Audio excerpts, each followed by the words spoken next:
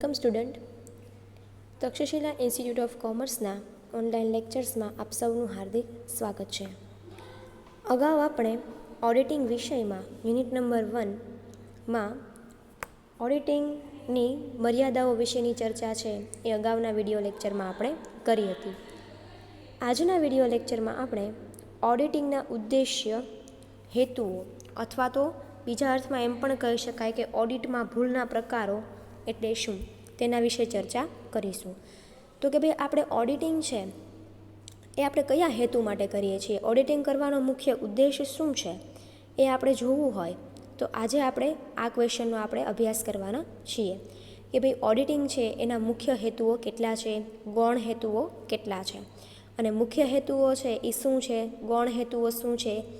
એ જ રીતે આ જ પ્રશ્નને બીજા અર્થમાં એમ પણ પૂછાઈ શકે કે ઓડિટમાં થતી ભૂલના પ્રકારો વિશે જણાવો. તો આ ક્વેશ્ચન છે એ થોડોક આઈએમપી છે, કારણ કે અગાઉ તમારી એક્ઝામમાં આ ક્વેશ્ચન છે એ પૂછાઈ ગયેલો છે. તો આપણે હવે જોઈએ ઓડિટના ઉદ્દેશ્ય કે હેતુઓ અથવા તો ઓડિટમાં ભૂલના પ્રકારો વિશે.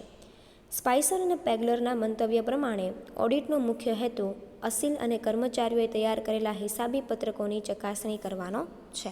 એટલે કે કંપનીમાં જે કાંઈ પણ કર્મચારીઓ દ્વારા હિસાબો લખવામાં આવ્યા હોય એ હિસાબોની ચકાસણી કરવાનો, એ હિસાબો છે એ કર્મચારીઓ દ્વારા લખાયા છે એ સાચા છે કે ખોટા એ જોવા માટેનો જે હેતુ છે એ મુખ્ય હેતુ છે.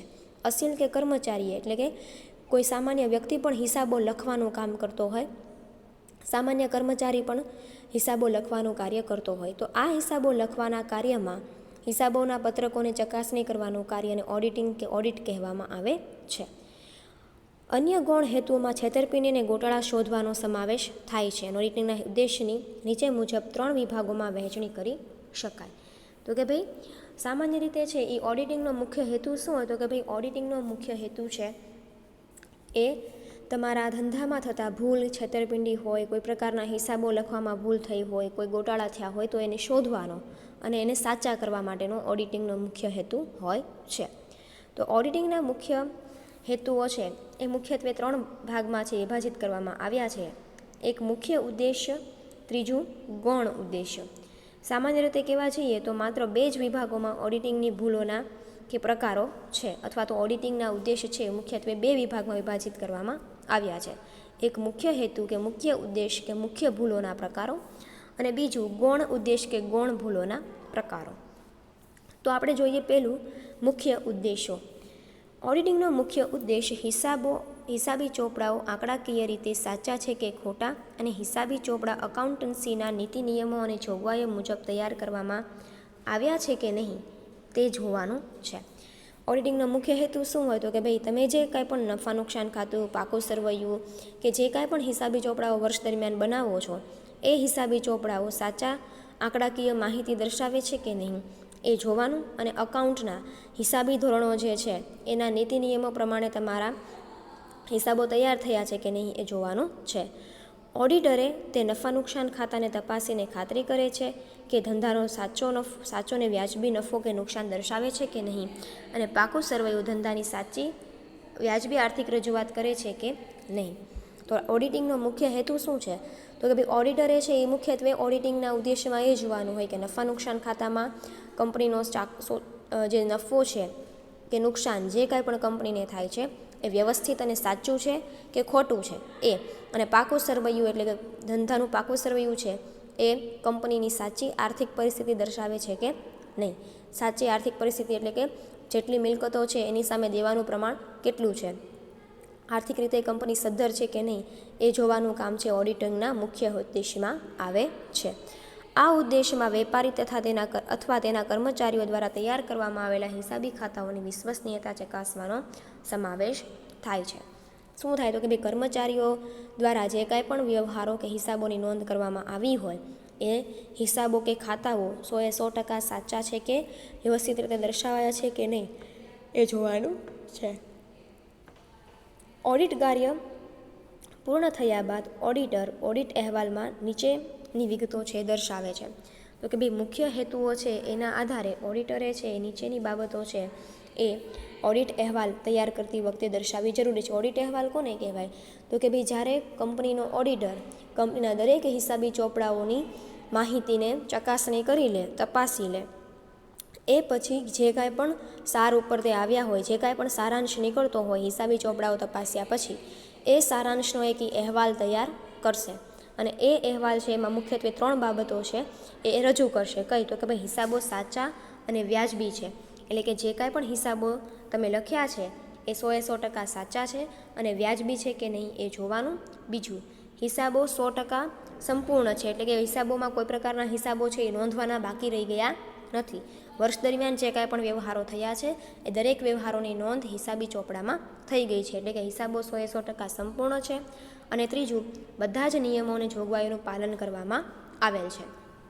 જે કાંઈ પણ ધંધાના હિસાબી ધોરણો છે એ ચાર્ટર્ડ એકાઉન્ટન્સીની કંપની હોય ભારતમાં, એના દ્વારા હિસાબી ધોરણો છે બહાર પાડવામાં આવ્યા હોય, એ હિસાબી ધોરણોના નીતિ નિયમોના આધારે જ દરેક એકાઉન્ટ્સ છે એ લખાયા છે, હિસાબી ચોપડાઓ લખાયા છે. આ 3 બાબત છે એ પોતાના અહેવાલમાં રજૂ કરે છે.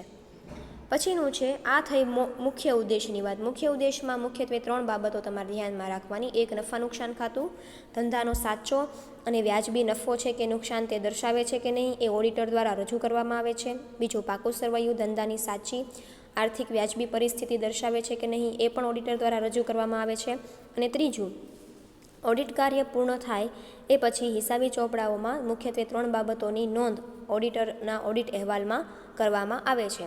પહેલું, હિસાબો દરેક લખાયા છે એ 100% સાચા છે, 100% સંપૂર્ણ છે, એટલે કે વર્ષ દરમિયાન જેટલા વ્યવહારો થયા છે એ દરેક વ્યવહારોની નોંધ હિસાબી ચોપડામાં થઈ ગઈ છે. અને ત્રીજું, બધા નિયમોનું પાલન છે એ કરવામાં આવ્યું છે અને પછી હિસાબો છે એ લખવામાં આવ્યા છે. આ થઈ મુખ્ય ઉદ્દેશની વાત. હવે આપણે જોઈએ ગૌણ ઉદ્દેશ્ય કે ગૌણ ભૂલોના પ્રકારો.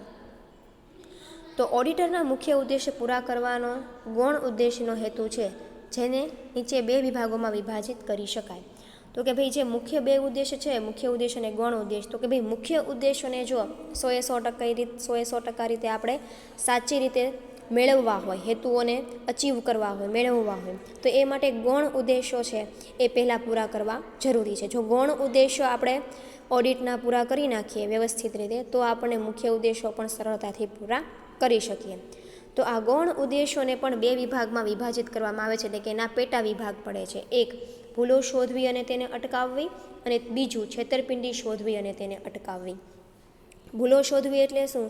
તો કે સામાન્ય રીતે હિસાબો લખતી વખતે નાની મોટી ભૂલો છે એ થઈ જતી હોય. દાખલા તરીકે સરવાળાની ભૂલ થતી હોય, કોઈ પણ ખાતામાં સરવાળા છે, 2 ખાતાના સરવાળા કરવાનો, ઉધાર અને જમા બાજુનો સરવાળો કરવાનો હોય તો એ સરવાળામાં ઘણી વખત ભૂલ થતી હોય. પછી કોઈક વખત છે એક છેલ્લે બાકી આગળ લાવ્યા કે બાકી આગળ લઈ ગયા, એના હિસાબોમાં થોડી ઘણી ભૂલ થતી હોય.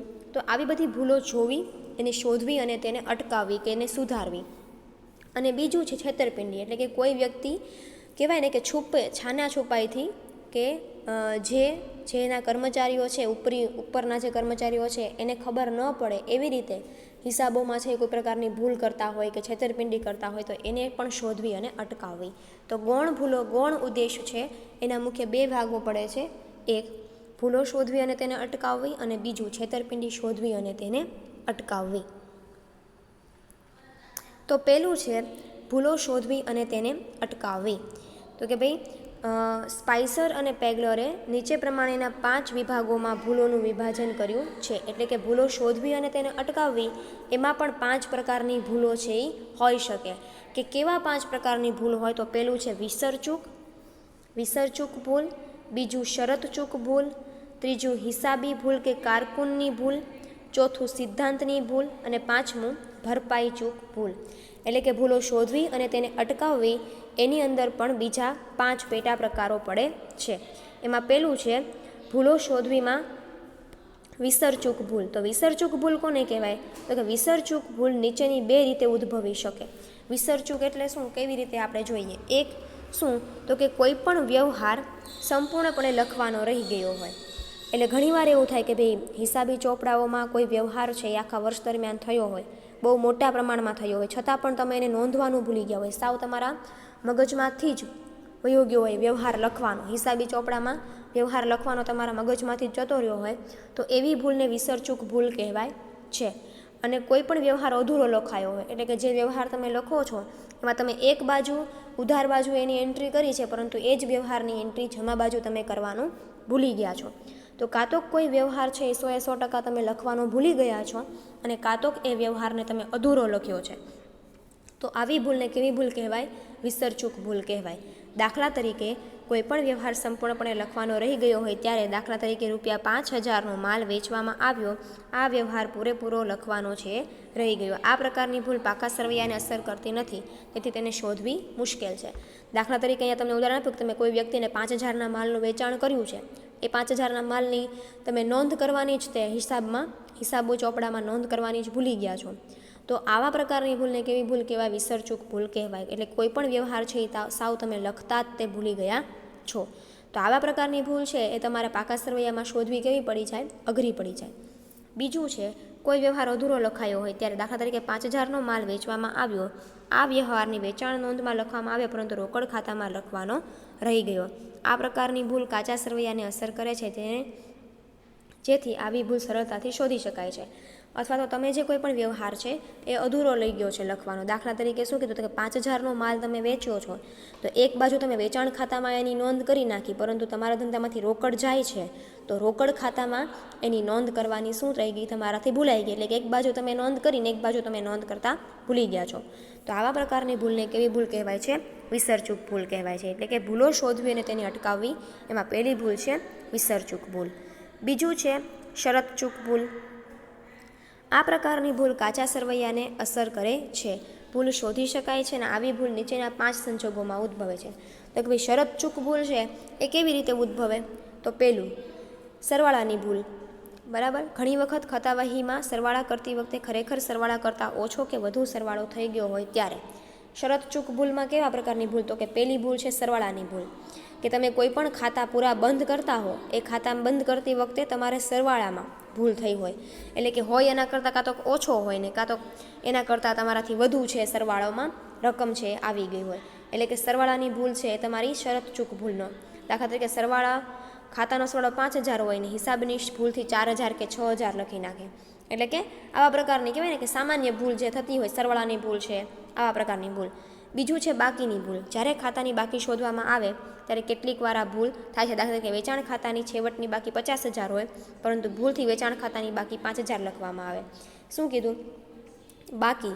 જ્યારે તમે બાકી આગળ લાવ્યા અને બાકી આગળ લઈ ગયા, કોઈ પણ ખાતામાં તમે આવી બધી નોંધ કરતા હો, તો આવા પ્રકારની નોંધમાં શું હોય? તો કે ભાઈ આવા પ્રકારની નોંધમાં તમારે કાં તો 50000ની બાકી આવતી હોય, પરંતુ તમારે મીંડાની ભૂલ થઈ જાય. બરાબર, એક નાનું અમથું મીંડું છે વધી જાય, ઘટી જાય, લખવાનું ભૂલાઈ જાય. તો ખાતાની બાકી આગળ લઈ ગયા કે બાકી આગળ લાવ્યા, એવા પ્રકારની ભૂલ છે એ થઈ જતી હોય. છેવટની બાકી 50000 હોય, પરંતુ તમારી વેચાણ ખાતામાં તમે એને 5000માં નોંધ કરી નાખો છો. ખતવણીની ભૂલ. આમ નોંધની ખતવણી કરવામાં ભૂલ થઈ હોય. કેટલીક વાર ખતવણી કરતી વખતે આવા પ્રકારની ભૂલ થાય છે. ખતવણી કરવામાં એટલે કે તમે એક એન્ટ્રી છે, જે તે ખાતાની એક એન્ટ્રી જમા બાજુ થતી હોય, જે તે વ્યવહારની એક નોંધ જમા બાજુ થતી હોય ને એક નોંધ એની ઉધાર બાજુ થતી હોય. તો આવા પ્રકારની ખતવણી જે તમે કરો છો, એ ખતવણી કરવામાં ભૂલ થઈ જતી હોય, તો આવી ભૂલ પણ તમારા ધંધામાં શરતચૂક ભૂલનો પ્રકાર છે. બીજું છે ચોથું, ખાતાની શરૂની બાકી ખોટી લખાઈ જાય. આ પ્રકારની ભૂલ કાચા સરવૈયાની અસર કરે છે.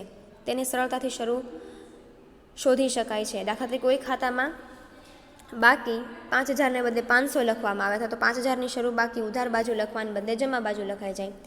હંમેશા શરૂની બાકી હોય તો એ કઈ બાજુ આવે? ઉધાર બાજુ આવે. પરંતુ તમે ભૂલથી એને જમા બાજુ લખી નાખતા હો, અથવા તો તમારા ધંધામાં શરૂની બાકી 5000 હોય ને તમારાથી ભૂલથી 500 લખાઈ જાય. એટલે આવા પ્રકારની ભૂલ છે શરતચૂક ભૂલનો પ્રકાર છે. અને છેલ્લું છે ખાતાની બાકી કાચા સરવૈયામાં લખવાની રહી જાય. કોઈ પણ ખાતું હોય અને બંધ કરીને તમે રકમ છે એ કાચા સરવૈયામાં પાકા સરવૈયામાં લખતા હો, તો એ તમારી ખાતું બંધ કરીને કાચા સરવૈયામાં લખવાની તમે ભૂલી જાઓ, તો ખાતાની બાકી છે એ પાકા સરવૈયામાં કાચા સરવૈયામાં લખતા તમે ભૂલી જતા હો. તો આવા પ્રકારની ભૂલ પણ કેવી ભૂલનો પ્રકાર છે? શરતચૂક ભૂલનો પ્રકાર છે. તો પહેલું આપણે જોયું કે વિસરચૂક ભૂલ, કે કોઈ પણ વ્યવહારો સંપૂર્ણપણે લખવાનો રહી જતો હોય અને કોઈ પણ વ્યવહાર છે અધૂરો લખાઈ જતા હોય. જ્યારે બીજી ભૂલ છે શરતચૂક ભૂલ છે, જેમાં સરવાળાની ભૂલ, તો કે ભાઈ કોઈ પણ ખાતાનો સરવાળો છે વધારે કે ઓછો લખાઈ જાય. બાકીની ભૂલ, શરૂની બાકી છે ઘણી વખત ધંધામાં શરૂની બાકી કે આખરની બાકી છે 5,000 હોય તો 50,000 લખાઈ જાય, 50,000 હોય તો 5,000 લખાઈ જાય. ખતવણીમાં ભૂલ, દરેક ખાતાની ખતવણી કરતી વખતે 2 બાજુ છે એની એન્ટ્રી થવી જોઈએ આમ નોંધ પ્રમાણે, પરંતુ એ તમારાથી કોઈ પ્રકારે ભૂલ થઈ જતી હોય. શરૂની બાકીમાં પણ જેમ આખરની બાકીમાં ભૂલ થાય એમ શરૂની બાકીમાં પણ ભૂલ થાય. 5,000ની બદલે 500 લખાઈ જતા હોય, અથવા તો શરૂની બાકી જમા બાજુ ઉધાર બાજુ લખવાને બદલે જમા બાજુ લખાઈ જતી હોય, અને જે તે ખાતાની બાકી છે એ તમે પાકા સરવૈયા બાજુ લખવાની ભૂલાઈ ગઈ હોય. આ થઈ શરત ચૂક ભૂલ. પછી છે હિસાબી ભૂલ. તો કે ભાઈ ઘણી વખત ત્રીજો પ્રકાર છે ક, ગૌણ ઉદ્દેશમાં ક છે હિસાબી ભૂલ. તો હિસાબી ભૂલમાં આ પ્રકારની ભૂલ ક્લર્ક દ્વારા થાય છે. આ પ્રકારની ભૂલ કાચા સરવૈયાને અસર કરતી નથી, તેથી તે શોધવી મુશ્કેલ બને છે. દાખલા તરીકે ₹500 કનુને ચૂકવ્યા, જ્યારે આ વ્યવહાર કનુના ખાતામાં નોંધવાને બદલે મનુના ખાતામાં લખાઈ જાય. બરાબર. હિસાબી ક્લાર્કની પોતાની ભૂલ હોય. ક્લાર્કની પોતાની ભૂલના કારણે અમુક વ્યવહાર છે એ જે તે વ્યક્તિના ખાતામાં લખવાને બદલે અન્ય વ્યક્તિના ખાતામાં લખાઈ જાય.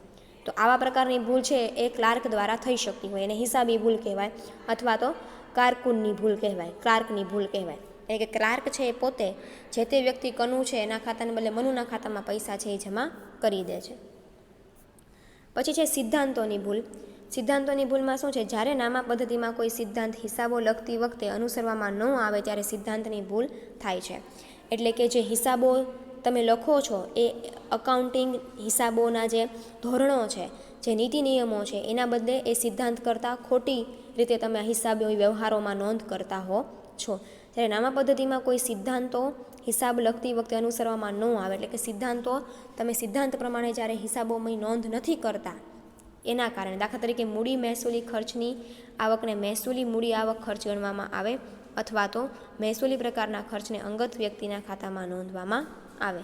ઘણી વખત આવા પ્રકારની ભૂલો જાણી જોઈને કરવામાં આવે છે, જેથી ઓડિટર આવી ભૂલો વખતે વધુ સજાગ રહેવું જોઈએ.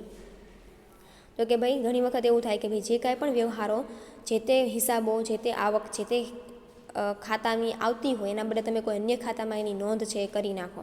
ટૂંકમાં જે હિસાબી ધોરણોના સિદ્ધાંતો છે એ પ્રમાણે તમે જ્યારે વ્યવહારો નથી નોંધતા તો આવી ભૂલને હિસાબી સિદ્ધાંતોની ભૂલ કહેવાય છે. અને લાસ્ટ છે ભરપાઈ ચૂક ભૂલ. આ પ્રકારની ભૂલો કાચા સરવૈયાને અસર કરતી નથી, તેને શોધવી મુશ્કેલ બને છે. ઘણીવાર આ પ્રકારની ભૂલો એક સમાન હોય છે. દાખલા તરીકે કોઈ એક ખાતામાં 63,000 નોંધવાને બદલે 36,000 લખવામાં આવે, 63 લખવાને બદલે 36 લખાઈ જાય. શું થાય? આંકડાઓ આગળ પાછળ થઈ જાય. ભરપાઈ ચૂક ભૂલ. બરાબર. કોઈ ખાતામાં 14 લખવાને બદલે 41 નોંધવામાં આવે. આવા સંજોગોમાં 63માંથી 36 બાદ કરો એટલે 27, અને 41 અને 14 એક સમાન થવાને લીધે ભૂલો સામસામે સરભર થઈ જાય છે. ભરપાઈ ચૂક ભૂલ એટલે શું? તો કે ભાઈ તમારાથી આંકડાઓની આગળ પાછળ થઈ જાય, આંકડાઓની થોડી ઘણી મિસ્ટેક છે એ થઈ જાય લખવામાં. તો આવી ભૂલો છે એ નાની ભૂલ કહેવાય. તો આવી ભૂલને શોધવું છે એ થોડુંક અઘરું બની જાય. ક્યારે? ઓડિટર માટે વર્ષના અંતે જ્યારે હિસાબોની ચકાસણી કરતા હોય ત્યારે. તો આપણે આજે જોયું, હજી આપણે હેતુઓ જ ને ભૂલના પ્રકારો જ જોઈએ છીએ, પરંતુ આપણે આજે મુખ્ય ઉદ્દેશ જોયા. ઓડિટિંગના હેતુઓમાં મુખ્ય હેતુઓ કે ઉદ્દેશ જોયા, ગૌણ હેતુઓ જોયા, અને એ ગૌણ હેતુઓના પણ 2 ભાગ પડે છે: ભૂલો શોધવી અને તેને અટકાવવી, અને છેતરપિંડી શોધવી અને તેને અટકાવવી. એમાં ભૂલો શોધવી અને તેને અટકાવવી એની અંદર પ્રકારો છે એ મુખ્ય 5 પડે છે: વિસર ચૂક ભૂલ, શરત ચૂક ભૂલ, હિસાબી ભૂલ, સિદ્ધાંતોની ભૂલ અને ભરપાઈ ચૂક ભૂલ. એટલે કે આપણે આજે મુખ્ય ઉદ્દેશ પૂરા કર્યા, ગૌણ ઉદ્દેશ પૂરા કર્યા. એ ગૌણ ઉદ્દેશમાં 2 વિભાગો પડે છે: ભૂલો શોધવી અને તેને અટકાવવી, છેતરપિંડી શોધવી અને તેને અટકાવવી. ભૂલો શોધવી અને તેને અટકાવવી એ આપણે આજે પૂરું કર્યું છે, જેની અંદર 5 પેટા પ્રકાર પડે છે: વિસર ચૂક, શરત ચૂક, હિસાબી ભૂલ, સિદ્ધાંતોની ભૂલ અને ભરપાઈ ચૂક ભૂલ. હવે પછીના લેક્ચરમાં આપણે ગૌણ ઉદ્દેશની બીજી ભૂલ છે છેતરપિંડી શોધવી અને તેને અટકાવવી, તેના વિશે આગળ ચર્ચા કરીશું. આજના લેક્ચર માટે આપણે આટલું રાખીએ છીએ. Thank you.